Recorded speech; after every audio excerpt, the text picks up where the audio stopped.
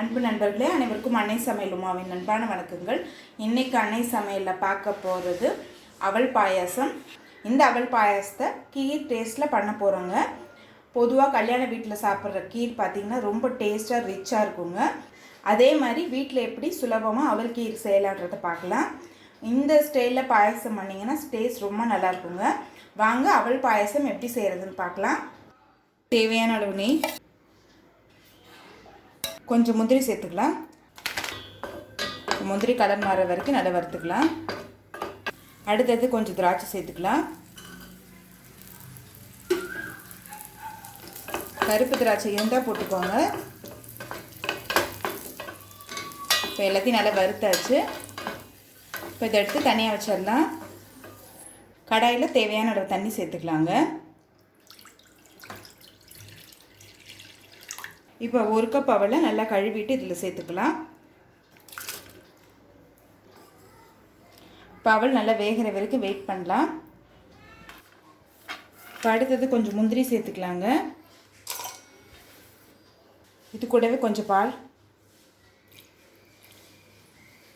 இப்போ இது ரெண்டுத்தையும் மிக்சியில் நைஸாக அரைச்சிக்கலாம். இப்போ மிக்சியில் அரைச்சாச்சுங்க. இது மாதிரி முந்திரி அரைச்சி போடுறதுனால பாயசம் டேஸ்ட் ரொம்ப நல்லாயிருக்கும். இப்போ இதை எடுத்து தனியாக வச்சிடலாம். இப்போ பாருங்கள், அவல் நல்லா வெந்துருச்சுங்க. நல்லா சாஃப்ட் ஆகிடுச்சு. இப்போ இது கூடவே 2 கப் பால் சேர்த்துக்கலாங்க.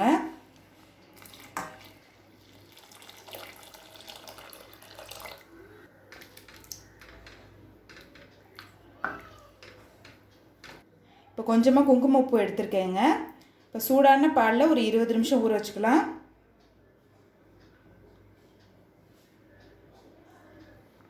1/4 கப் சர்க்கரை சேர்த்துக்கலாம்.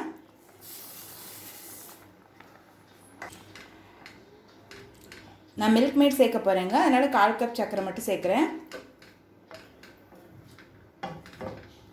1/4 கப் மில்க் மேட் சேர்த்துக்கலாம்.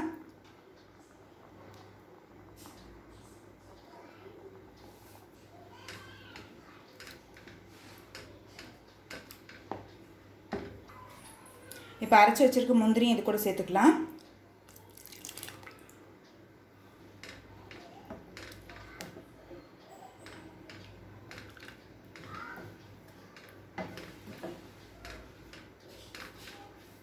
மில்க் மேட் சேர்த்துட்டு ஒரு 2 நிமிஷம் ஸ்லோவில் இருக்கட்டுங்க.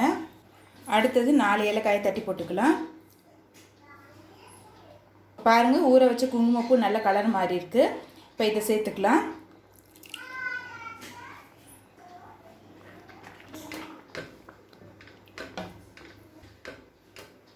பாயசம் பாருங்கள் நல்லா திக்காகிடுச்சுங்க.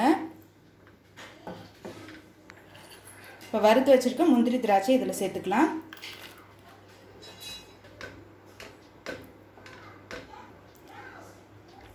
அவல் பாயசம் ரெடி ஆகிடுச்சுங்க.